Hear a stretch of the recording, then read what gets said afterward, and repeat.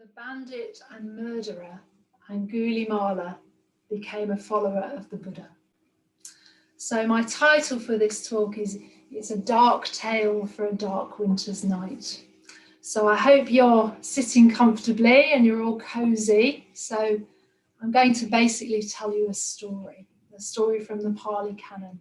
Yeah, so put your blankets around you and snuggle up, okay? So the events in this story, just a bit of a setting the scene, they're said to have happened in about the 20th year after the Buddha had attained his enlightenment. So around that time, the Buddha would have been in about his mid-50s and at the height of his power and popularity. So he had a large sangha of bhikkhus around him, and he was widely respected and venerated. And even the king Prajñāśrī of Kosala was one of his followers. So the account that I'm retelling tonight is mainly taken from the Angulimala Sutta, from the Prajñāśrī Nikaya, from the Pali Canon. And this sutta gives an account of how the Buddha met Angulimala and what happened afterwards. There are also I think there was a lot of interest in this story over the years, and there are lots of commentaries apparently in the Pali Canon. And they attempt to give more of a backstory to Angulimala and explain how he ended up as a murderer. So, I mean, it's difficult 2,500 years on to know how much of the story is based on truth and how much has been embroidered to make a sort of for poetic effect. In a way, I think it doesn't really matter. It's certainly a good story to tell. So we're going to have the full story tonight. So I hope you enjoy it. And I think at the heart of the story, there's a mystery. How did the Buddha manage to turn the heart of one who was so wicked into that of an enlightened monk? And secondly, why did the people of the area who were so afraid of him accept his conversion to Buddhism or as a monk? Okay, so let's get on with the story. I'm going to read the first sentence of the sutta. And it says, "Thus have I heard. On one occasion, the Blessed One was staying near Savatthi at Jeta's Grove, Anathapindika's monastery. And at that time, in King Prajñāśrī's realm, there was a bandit named Angulimala, brutal, bloody-handed, devoted to killing and slaying, showing no mercy to living beings. He turned villages into non-villages, towns into non-towns, settled countryside into unsettled countryside. And having repeatedly killed human beings, he wore a garland made of fingers." And that's where Angulimala gets his name, because Anguli means fingers, and Mala means necklace or garland. So he wears a garland of his victims' fingers. So how did he get to that position where he was terrorizing the surroundings of Savatthi? So if we look to his early life, actually Angulimala was not the first name he was known by, unsurprisingly.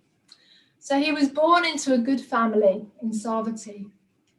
So it's said that his father was a spiritual... Hi, can I have a small skinny latte, please? Yeah, anything else? No, that's it, thank you. Drive around for me. Thank you. How did that happen? Sorry about that. I'll just make sure everyone's muted. Okie dokie. Rightio. So skinny lattes. Moving on. So where were we? It's said that his father was a spiritual advisor to King Prajñāśrī, one of his Brahmins. And it's said that the night that the baby Angulimala was born was one when many people in the city were disturbed by bad dreams and the cries of people calling out in agony. The king himself was woken by a dream, and it seemed that the weapons that hung in his staterooms, his great swords and axes and shields, were glowing with an unearthly light. The Brahmin, who was father to the baby, was unnerved by these strange happenings, and he decided to read the baby's astrological chart. With horror, he realized that his son had been born under a bad sign. He was born under the robber constellation, and he was destined to become a bandit. Taking his worries to the king, the Brahmin asked, "What should I do?" So the king advised him, "Do not worry. Why not call him Ahimsaka?"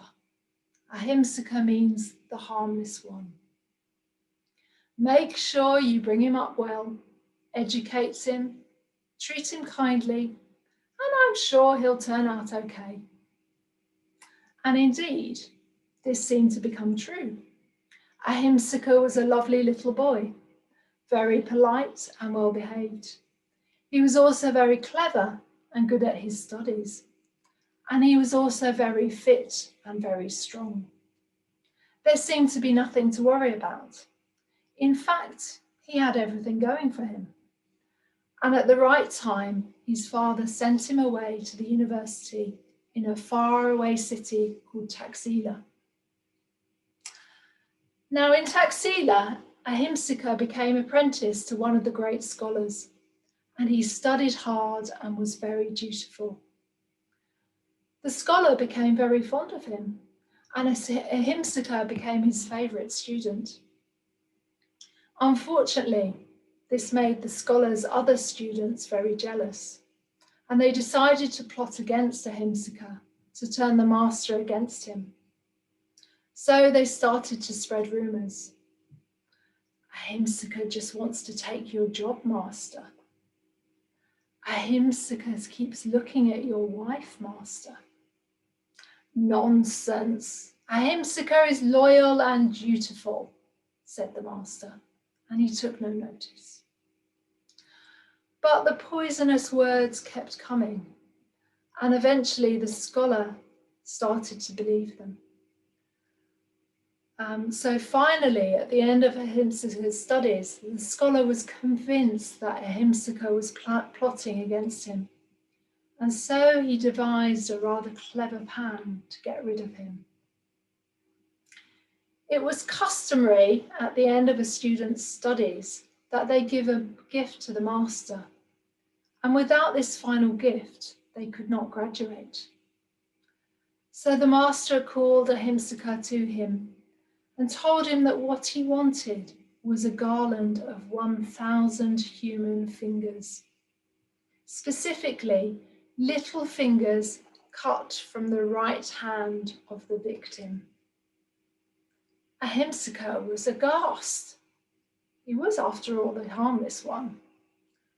But he realized that the master was not joking and that he would not graduate unless he fulfilled his task. And so he set off, wondering how he was going to go about this. So many years later, we meet Ahimsaka, or now he's called Angulimala, again. And now he's living in the Jalini forest, just outside Savatthi, his hometown. And he's terrorizing the countryside around him with his bloodthirsty deeds. It's said at this time, just before he meets the Buddha, that he had killed 999 people, and he needed just one more finger to complete his garland. The Buddha, meanwhile, was living peacefully in the Jeta Grove with his bhikkhus. But one day word came to him about this notorious bandit living in the forest, and the Buddha resolved to go and meet the murderer. As he walked along the road towards the forest, many people warned him against taking that route. "Don't go along that road, monk, for on that road is Angulimala, brutal, bloody-handed, devoted to killing and slaying and showing no mercy to living beings. He wears a garland made of fingers. Groups of 10, 20, 30 and 40 men have gone along that road, and even they have fallen into Angulimala's hands. When this was said, the Blessed One kept going in silence. Again and again, the people tried to warn the Buddha from entering the forest, but still he kept going. And as the Buddha entered the forest, Angulimala was watching him. From his vantage point on a high cliff, he saw the Buddha walking steadily along the path. Angulimala took up his weapons, his sword and his shield, and he buckled on his bow and arrow, and he set off stealthily to creep up on the Buddha from behind. So, then a very curious thing happens. For no matter how fast Angulimala travels, he could not seem to catch up with the Buddha, who was still walking steadily along the forest path. Eventually, Angulimala, who was a very strong, fit man, was running full pelt, and still he could not catch the Buddha, who was merely strolling along.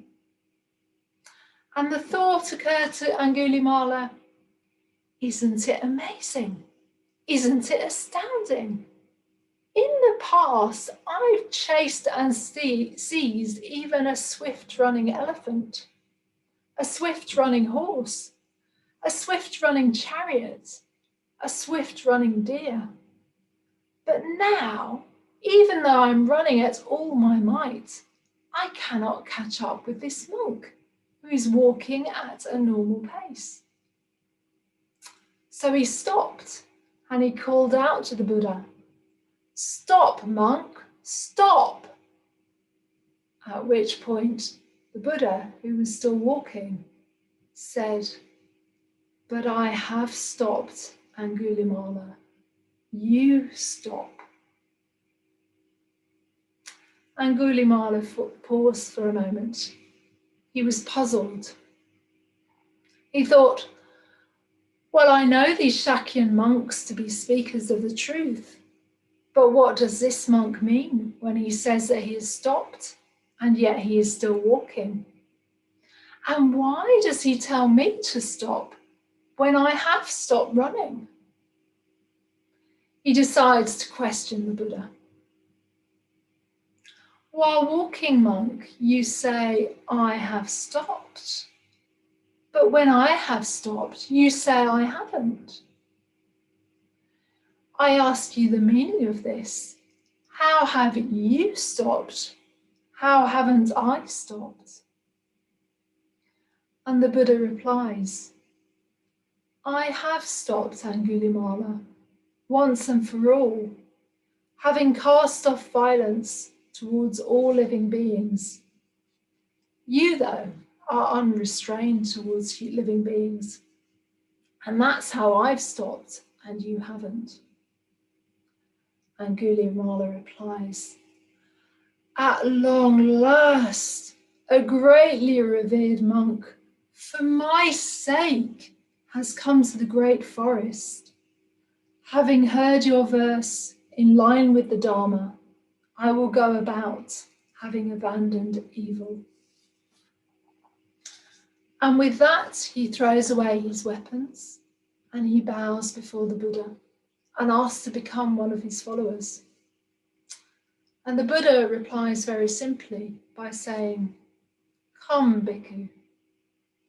And with that, Angulimala is ordained and he becomes a bhikkhu. So that's the story of how Angulimala, the bloodthirsty bandit, gives up his murdering lifestyle and becomes a Buddhist monk. But there are some more details to Angulimala's story that I find fascinating, and I think they're worth thinking about. So it seems to me that it's not really enough that Angulimala gives up his violent life and becomes a monk. It seems that there are several more stages of development of rehumanizing that Angulimala needs to go through before he becomes truly human again, and therefore able to become enlightened. So it appears that after Angulimala's conversion, he follows the Buddha back to the Jeta Grove, where he lives quietly amongst his fellow monks for a bit. And I find it interesting that instead of taking up his old name, Ahimsaka, he continues to be known as Angulimala. And I think it's said that this was quite deliberate on his part because he wanted to be reminded of his past deeds so that he would not forget and become complacent. So, just have a little drink. Oops. It's kind of thirsty work telling stories, isn't it? Meanwhile, the people of Savatthi did not know that Angulimala had given up his evil ways, and they petitioned the king Prajñāśrī, to form an army to go and rid the forest of the killer. King Prajñāśrī gathers 500 horsemen and sets off for the Jalini forest. But on the way, he stops off at the Jeta Grove to pay his respects to the Buddha. The Buddha asks him where he's going with such a large and heavily armed force. "Are you going to war?" he says. And King Prajñāśrī replies by saying, "No, we are going to rid the kingdom of this murderous bandit, Angulimala." "Ah," says the Buddha. "What would you say if you discovered that Angulimala had given up his evil ways and was living as a monk?" "Well, I should be extremely surprised, but I suppose I should have to bow down to him. Surely it's not possible that such an evil fella would become a monk." And at this point, the Buddha introduces the king to Angulimala, who is sitting a short distance away. The king is initially alarmed, but the Buddha reassures him, and eventually the king calms down and greets Angulimala respectfully. He even offers to pay for his food and lodgings and robes. But Angulimala equally respectfully declines the offer and explains that he's taken a vow to be a renunciant. He will live only in the forest. He will only eat alms food, and he will only wear robes made of rags. So I think we start to get the impression that Angulimala's conversion is very serious. Not for him the easy way of being sponsored by the king. He's going to do it properly. Perhaps he realizes that there's a lot that he has to do to cancel out his previous bad karma. The second thing that happens to Angulimala is when he is out on his alms round, and he hears the terrible cries of a woman who's in agony with a long and painful labour because her baby is breech. He's very affected by the suffering of the poor woman. He feels it really terribly. And this is the first time that we really see that the previously hard-hearted bandit has developed compassion for another human being. He understands and sees clearly the suffering that humans endure, and he goes to the Buddha to ask what he should do. And the Buddha says, "Go to that woman and say to her, 'Sister, since I was born, I do not recall intentionally killing a living being. Through this truth, may there be well-being to you and well-being for your baby.'" But Angulimala rightly says, "But Buddha, this is not true, for I have intentionally killed many living beings." So the Buddha replies, "Then in that case, Angulimala, go to that woman and say, Sister, since I have been born in the noble birth, I do not recall intentionally killing a living being. Through this, may there be well-being for you and well-being for your baby. And so Angulimala follows his advice, and miraculously, the woman shortly delivers a healthy baby. Through this story, I think we discover how far Angulimala has travelled from his murdering bandit days. Not only does he feel tenderly for others, but he's also unwilling to tell a lie.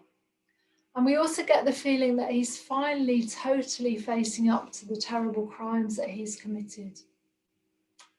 So I think we start to get the picture of a man who has been fully redeemed and who, despite his earlier crimes, has become a true and noble human being again.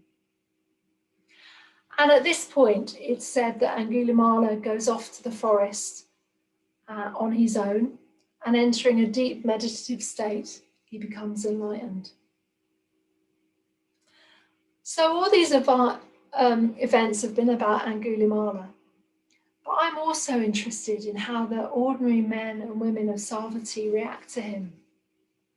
After all, they've suffered greatly at the hands of this man. They've been terrorised. They haven't been able to walk along the forest road, and they've lost loved ones. How do they respond to Angulimala?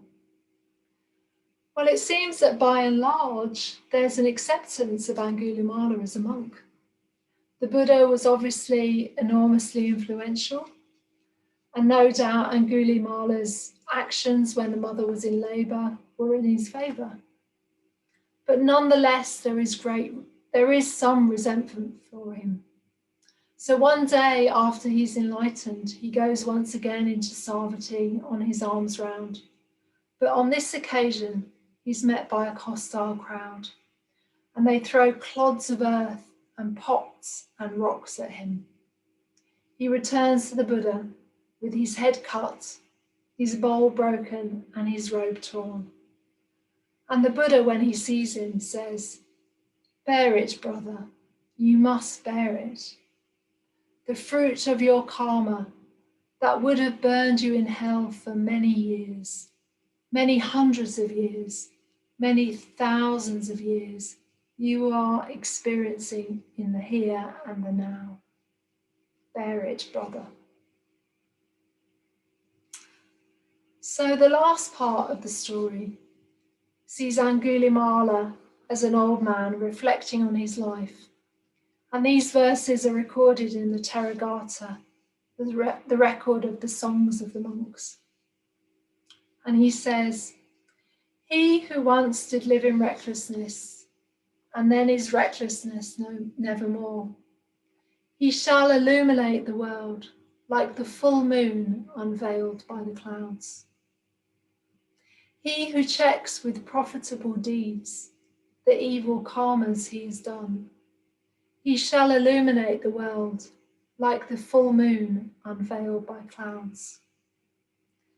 And he who as a youthful bhikkhu shows devotion to the Buddha's teaching, he shall illuminate the world like the full moon unveiled by clouds."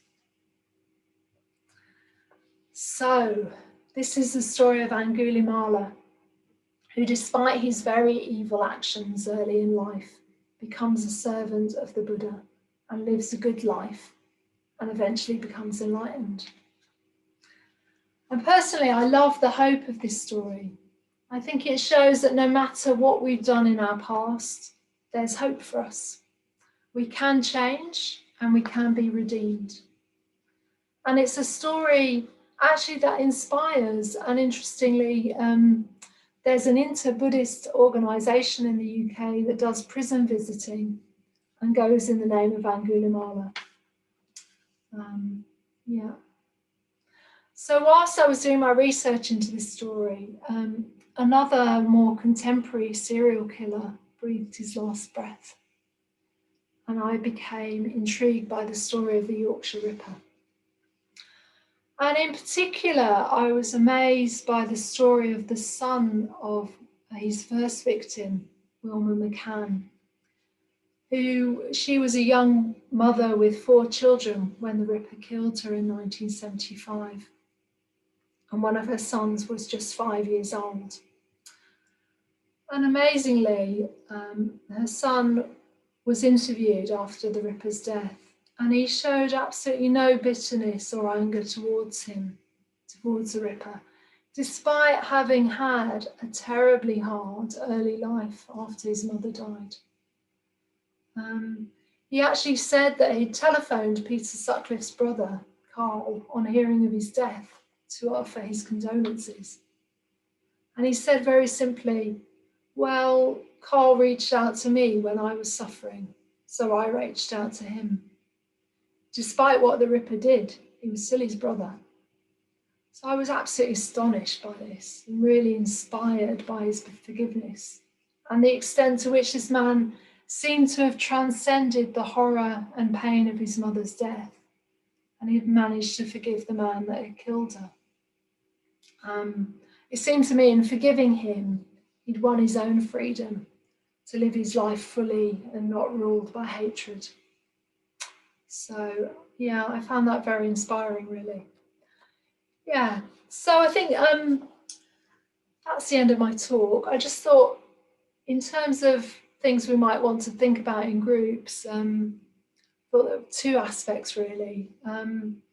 Some of us, I think, might actually identify with Angulimala. So what's it like to feel that we've committed wrongdoings in the past? Maybe truly put it behind us? Or to what extent do we let those earlier misdeeds rule us now? Perhaps we're caught up in guilt or shame and that stops us moving forward. Or perhaps we haven't fully turned away from our unwise deeds. Perhaps in some way we're still causing suffering towards ourselves or to other beings. Yeah, so that's one aspect that maybe we could look at. The other aspect was about forgiveness, and maybe some of us will identify with Angulimala's victims. Perhaps someone's behaved very badly to us in the past. Have we managed to forgive them? What's it like to really, truly forgive? What does that even mean? And what helps us to forgive? And does forgiveness lead to freedom? So those are the questions that I'm interested in. Maybe you're interested in. Okay, that's my talk about Angulimala. Thank you.